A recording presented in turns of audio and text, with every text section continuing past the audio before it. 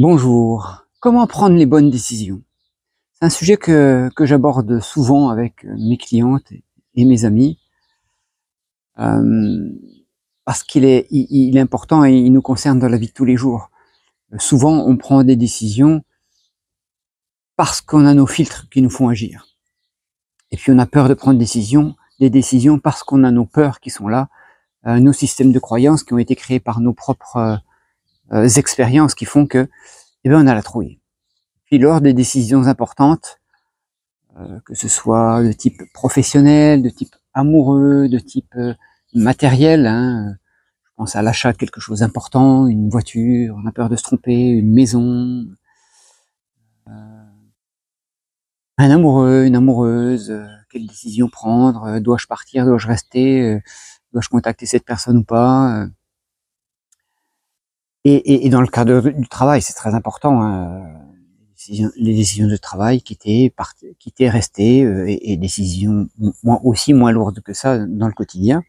Alors comment on fait pour prendre une décision quand on a l'impression que notre conscience est voilée par nos filtres, hein, on s'en rend compte, hein, quand justement on est dans cet état d'entre-deux, qu'on n'arrive pas à prendre la décision, c'est là qu'on peut être alerté à se dire mais attention, alors on est là, on va vouloir analyser les choses parce que on a notre cerveau qui va nous dire oui, mais tu te rappelles la dernière fois tu t'es fait avoir, ce genre de personne c'est pas fait pour toi, dans le cadre d'une relation par exemple, hein, ce genre de personne c'est pas fait pour toi, elle ressemble en tout point à l'autre que t'as eu, avec qui ça s'est mal passé, et puis souviens-toi la dernière fois que tu as fait cet achat là, tu t'es fait rouler parce que le gars il avait l'air sympa, mais et puis c'est un peu le même type. Voilà, le cerveau il va être là pour aller ou dans un sens négatif ou dans un sens positif. Il va nous dire ouais vas-y c'est super,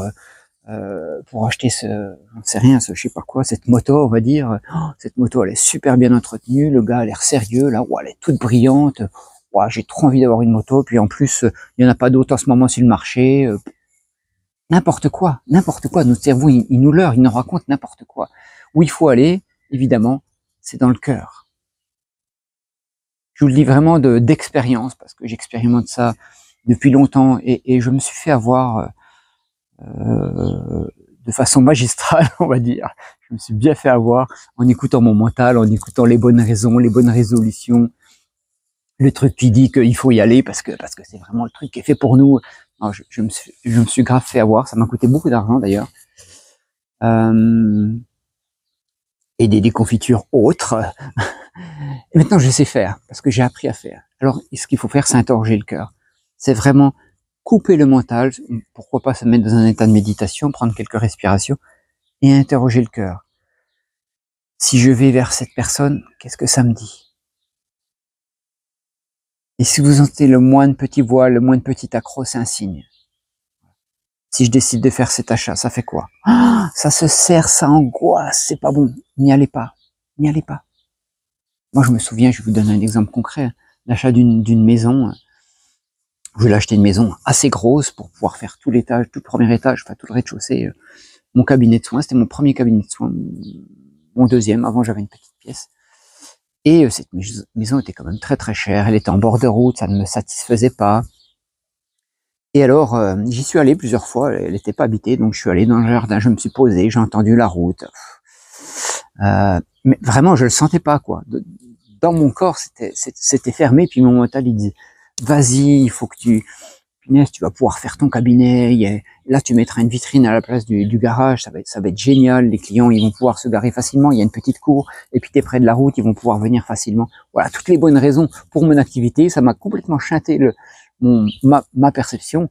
Et évidemment, j'ai acheté cette maison beaucoup plus chère qu'il ne fallait. Et quand je l'ai revendue, parce qu'il a fallu que je la revende derrière, pour des raisons personnelles, j'ai perdu quelques économies. Je vous le dis tout de suite. Donc ça, plusieurs grosses choses comme ça qui ont fait que maintenant j'interroge dans le cœur. Vous voyez, si je m'étais posé dans le jardin de cette maison, j'avais interrogé mon cœur, est-ce que c'est ok de faire cet achat? Eh ben c'est sûr que je l'aurais pas fait. C'est sûr que je l'aurais pas fait. Si on coupe le mental, on interroge le cœur, le corps des fois, hein, le corps il peut aussi s'ouvrir quand c'est ok, se fermer, se crisper quand c'est pas bon. Si j'avais interrogé mon cœur, j'aurais pas fait cette erreur. Et maintenant je sais comment faire. Mais ça fonctionne. Je vous invite vraiment à essayer ça, à essayer de prendre des décisions, alors qui sont pas forcément importantes, comme un gros achat, comme la décision de quitter son compagnon, comme la décision de changer de travail, d'aller dans un autre endroit, dans un autre endroit de vie. Ce sont des grosses décisions qu'il nous faut prendre comme ça. Mais on peut s'entraîner sur des petites choses. Et c'est aussi génial comme ça. Vous allez remarquer, à force d'étudier, que votre mental, il est là pour vous souffler. Vous savez, l'histoire il y a un petit diable et puis un petit ange là qui souffle les trucs. Ouais, vas-y, t'as toute raison d'y aller, c'est bon, vas-y, lance-toi là. Puis le diable qui dit, oh, tu vas faire une connerie, mais n'y va pas, n'y va surtout pas. Les deux petits doigts. Vous coupez ça par la respiration, par l'étude des vibrations du cœur. Qu'est-ce qui se passe dans mon cœur? Waouh, ça souffle, je sais que je dois y aller, ça souffle, c'est quelque chose qui va me faire évoluer, qui va me faire avancer dans ma carrière, c'est quelque chose c'est une rencontre qui va vraiment m'apporter, c'est un nouvel endroit de vie où je vais pouvoir m'épanouir, je vais être plus heureux, puis du coup, ça va changer les choses dans ma vie, et les choses vont se mettre en place. Voilà, c'est comme ça qu'il faut faire. Je vous invite à essayer ça, et à me dire si vous l'avez déjà essayé. Dites-moi vraiment en commentaire si vous avez déjà essayé ça, et comment ça fonctionne pour vous, ou comment vous vous êtes planté, ça peut être intéressant. Et puis essayez-le et parlez-moi-en, je surveille les discussions. Allez, merci de votre écoute et à très vite.